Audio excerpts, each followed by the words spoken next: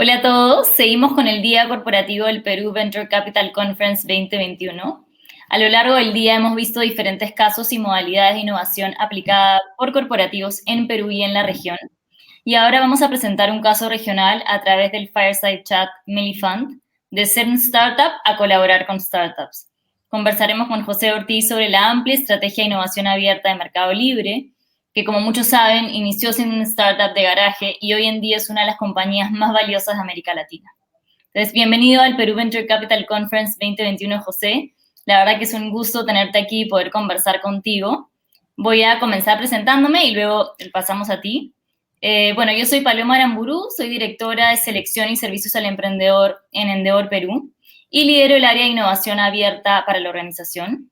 Y para quienes no saben, Endeavor es una organización global sin fines de lucro que apoya emprendimientos de alto impacto para catalizar su crecimiento. Y con eso, José, te doy el pase para que puedas presentarte. Gracias, Paloma. Bueno, primero que nada, muchas gracias por la invitación. Mi nombre es José Ortiz Mayorens, trabajo en Mercado Libre hace 3 años, lidero el área de Corporate Development para todo el mundo hispanos, que es todo menos Brasil. Y bueno, en mi rol tenemos 3 grandes sombreros. Uno es el Mercado Libre Fund, Corporate Venture Capital. Otro es liderar los procesos de M&A. Y el tercero es apoyar las unidades de negocio con todo tipo de alianzas y desarrollo de nuevos productos y servicios. Vale, buenísimo, gracias. Bueno, entonces con esa introducción vamos a empezar con el Fireside Chat.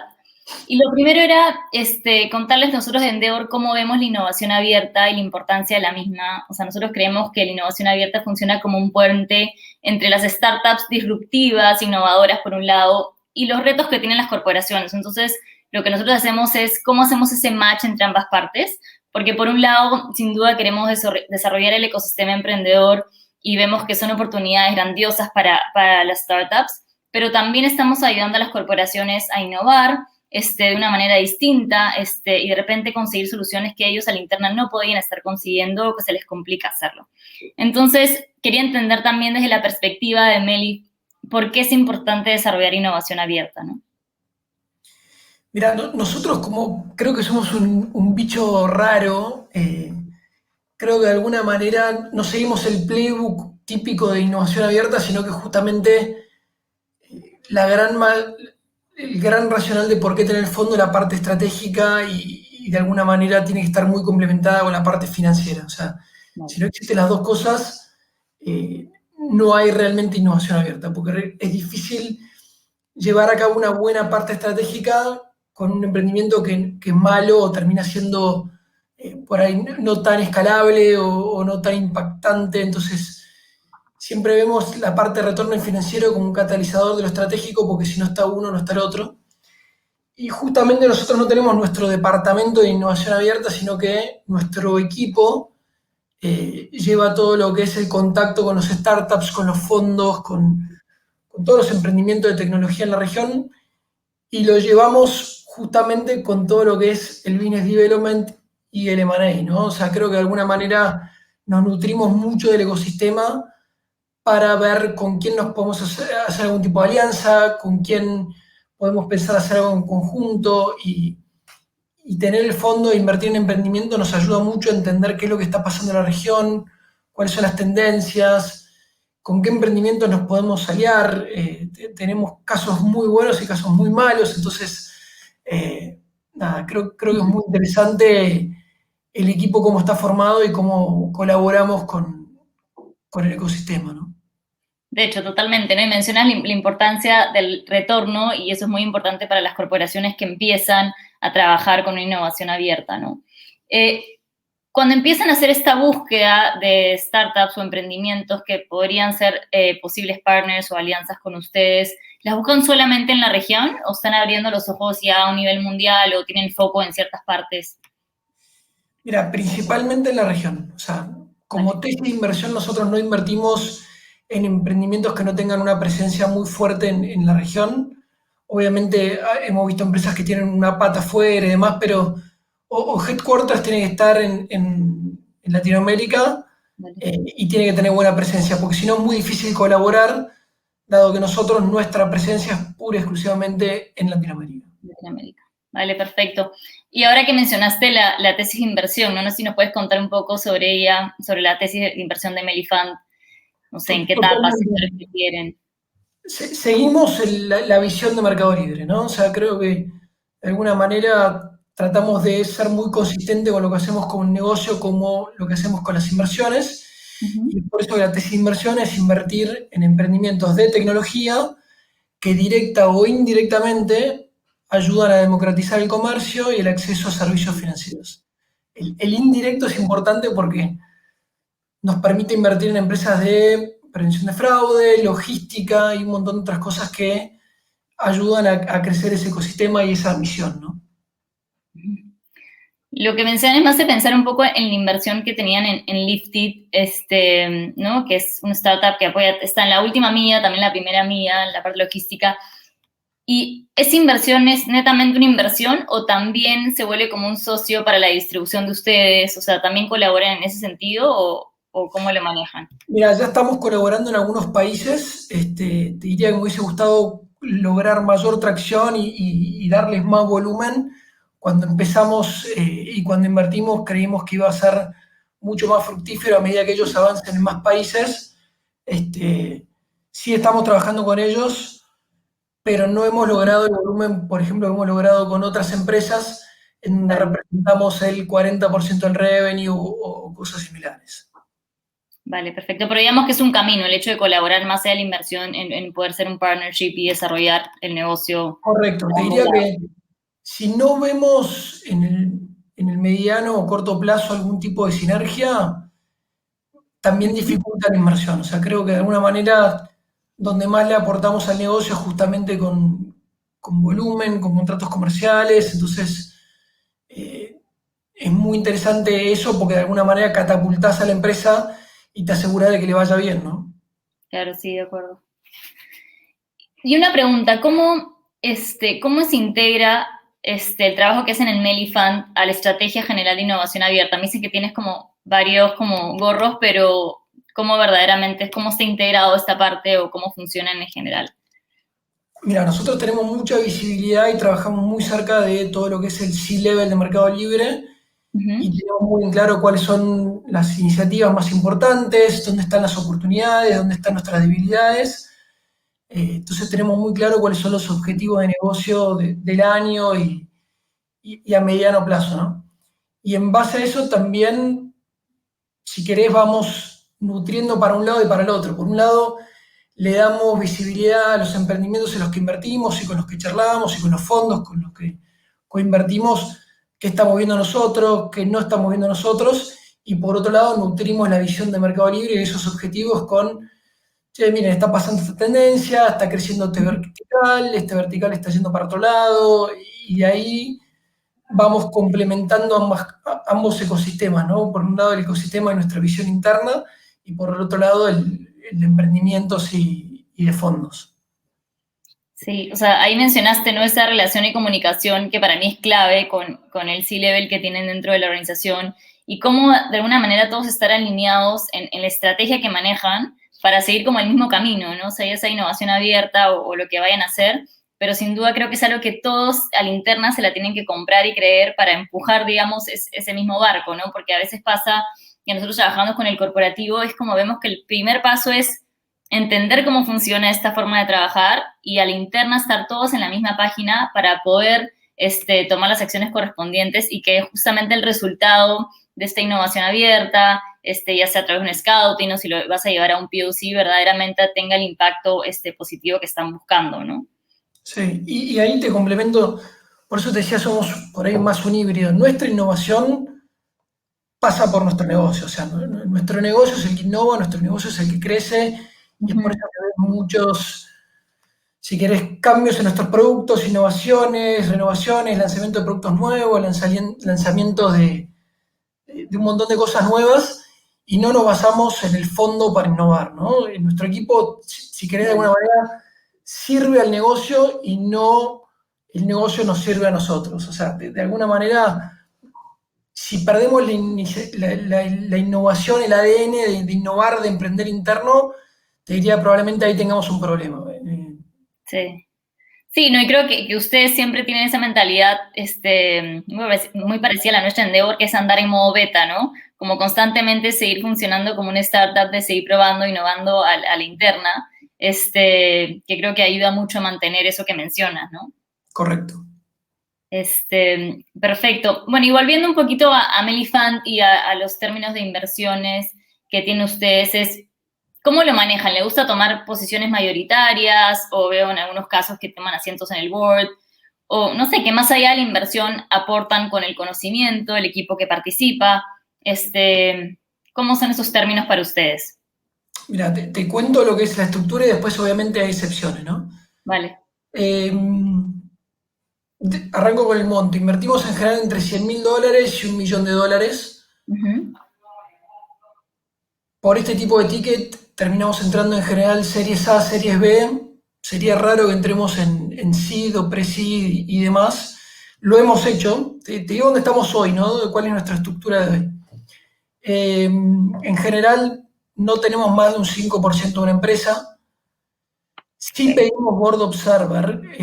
Creo que de alguna manera para nosotros nutrir a la empresa y la empresa nutrirnos a nosotros y buscar espacio de colaboración es importante el Board Observer porque de alguna manera estamos presentes en esas reuniones en donde entendemos qué está funcionando bien, qué está funcionando mal, podemos ser proactivos y proponer ideas, proponer contactos, proponer, challengear planes de expansión. Creo que de alguna manera el Board Observer es clave. Obviamente tenemos excepciones en donde no tenemos o tenemos Board Director directamente, Vale. pero es muy importante esa comunicación y estar presente en esas reuniones. Eh, ¿Qué más te serviría así como estructura que te cuente? No, o sea, quería entender, ¿no? Sí, porque vemos en casos de inversiones que simplemente hay una inversión y están más desaprendido el negocio en el día a día. Hay un reporte, pero también nosotros somos mucho más partícipes de cómo apoyas al emprendimiento, no solamente con la parte monetaria, digamos, sino con un conocimiento, más allá de controlar y asegurarte que tu negocio, tu inversión vaya por buen camino, sino que desarrolles también al emprendimiento desde el conocimiento que pueden tener las personas en Meli para las startups, ¿no? No, totalmente, y después también pasa mucho por la proactividad del emprendedor, ¿no? O sea, creo que Yeah. hay emprendedores que han sacado muchísimo el jugo de tener la inversión de Mercado Libre porque literalmente se han juntado con todas las empresas, con todas las personas importantes dentro de Mercado Libre y les hemos conseguido contactos muy importantes externos también. Entonces, depende mucho del emprendedor de qué tan proactivo y qué tanto nos busque que nosotros. O sea, de vuelta, insisto, nosotros tenemos los tres sombreros, Ujú. y por eso de alguna manera tampoco podemos estar todo el tiempo encima de los emprendedores nosotros. Por eso tomamos posiciones más pequeñas, para no tener ese rol que debería tener en general un fondo de inversión puro y duro. Pero bueno, las oportunidades están, los casos de éxitos están y hemos logrado muy buenas sinergias con algunos emprendedores. Buenísimo. Y una consulta, dentro de este año que pasó, el 2020, 2021, cambiando en esta nueva realidad, ¿hay algo que se haya movido en la estrategia de Meli Fund, cómo vienen trabajando? Se han generado más oportunidades. Sin duda vi que en el negocio per se, Mercado Libre ha sido un boom y el e-commerce ha crecido muchísimo. Pero no sé si la coyuntura ha jugado en contra o a favor, más para Meli Fund y cómo ha sido esto, ¿no?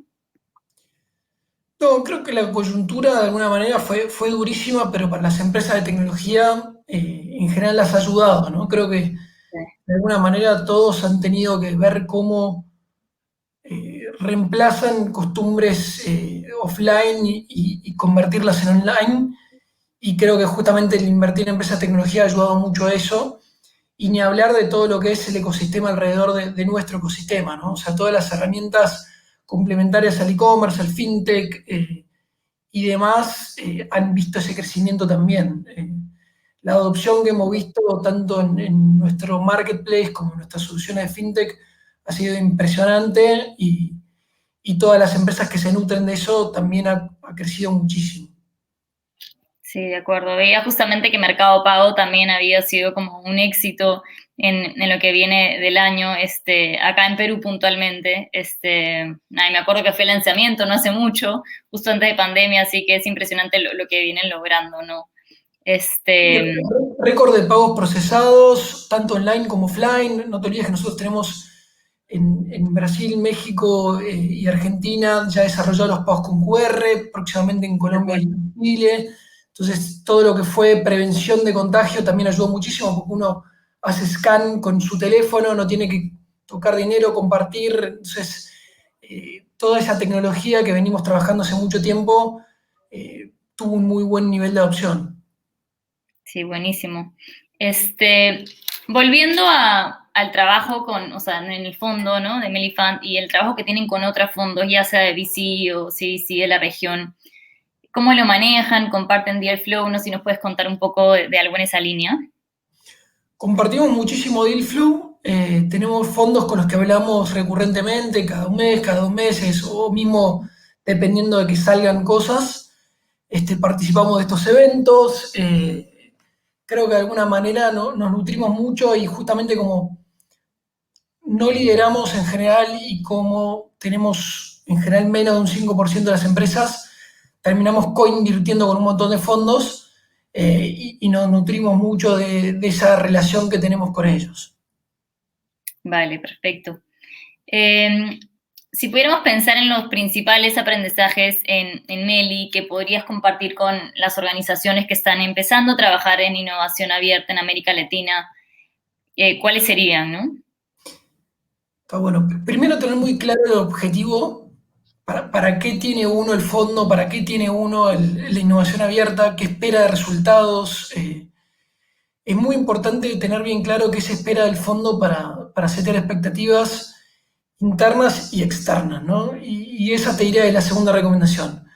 Dejar muy claro con los emprendedores y con los stakeholders internos qué estamos dispuestos a hacer y qué no. Te diría, mi mayor preocupación siempre es prometer cosas que después por ahí no puedo cumplir y cada vez que entramos en el análisis de una empresa, trato mismo de que la sinergia suceda antes de la inversión o en conjunto con la inversión, porque si no después también es complejo y uno por ahí entra con la expectativa de, uy, Mercado Libre en 2 años me va a catapultar el negocio y en general si no lo logramos desde el vamos o dejamos muy claro cuándo lo podríamos hacer, después pasa a ser complejo y las expectativas y las relaciones se complejizan, te diría. Sí, totalmente. Creo que es lo importante de setear bien las expectativas, de estar sincronizados para que verdaderamente funcione esta sinergia que estamos tratando de hacer, ¿no? Correcto. Me hace pensar, había estado leyendo tu blog y en algún momento mencionas el espíritu, si no me equivoco, se llama. Pero hablas de cómo a veces en las negociaciones puede haber un problema de comunicación porque uno puede entender una cosa y el otro. Y me hace pensar en esto de estar sincronizados, ¿no? La importancia de bajarlo al papel y que esté todo por escrito para que no hayan interpretaciones.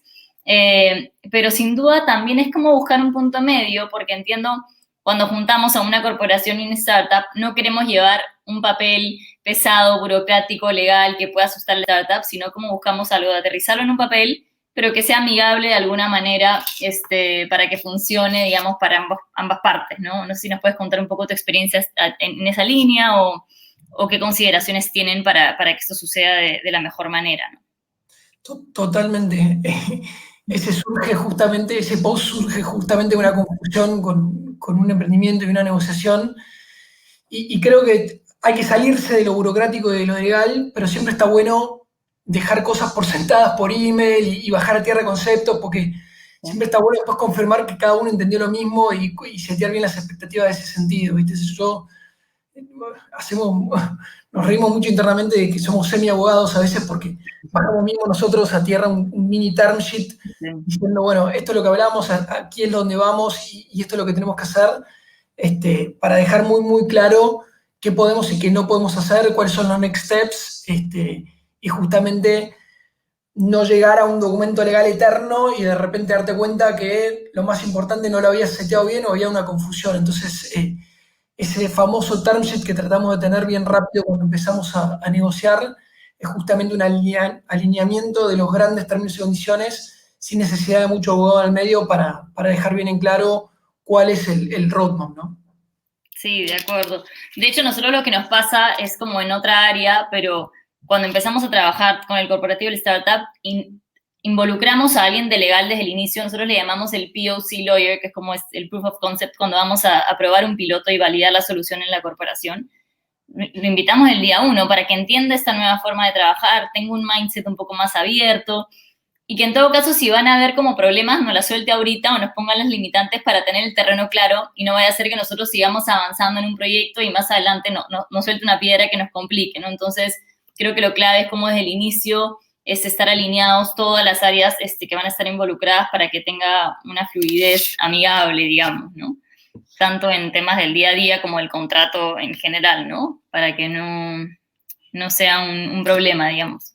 O sea, es una línea muy finita en acelerar versus también dejar cosas por sentado, dejarlas claras, ¿viste?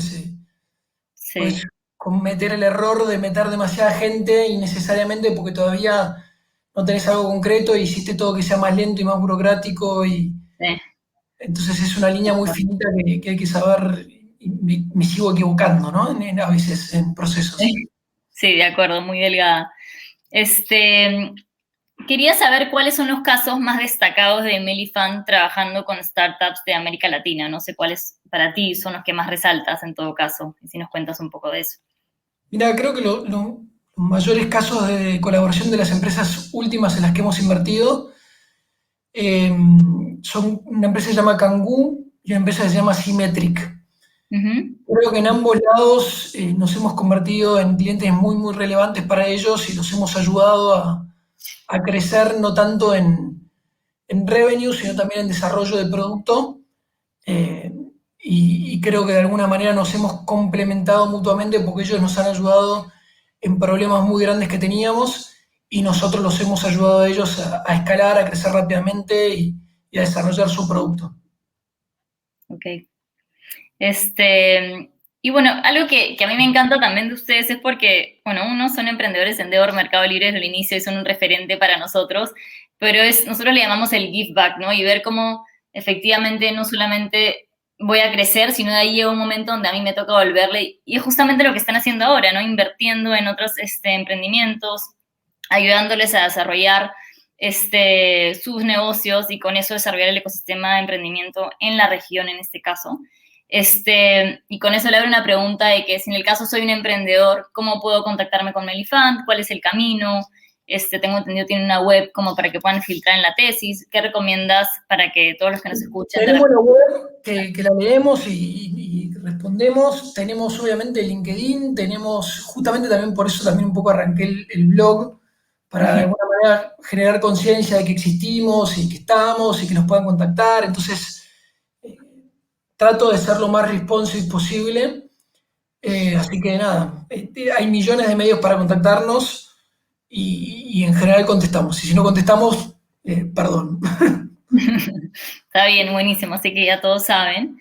Y ahora quiero abrir más el espacio, más que preguntas, es de repente darte a ti la oportunidad, algo que no te haya preguntado, que quieras contarnos de lo que vienen haciendo en Melifund, o tus experiencias o aprendizajes, tanto lo bueno como lo malo, que puedas compartir con la audiencia. Te lo dejo libre para aprovechar esos últimos minutos.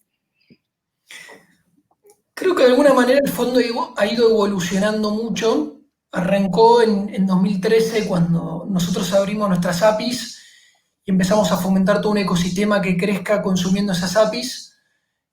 Hoy en día estamos en otro tipo de ticket, otro tipo de etapa y creo que el mayor consejo es un poco lo que dijimos al principio, ¿viste? Es ser muy consciente de cuál es el objetivo, cuáles son las capacidades que tenemos para cumplir esos objetivos y ser muy flexible e irnos acomodando.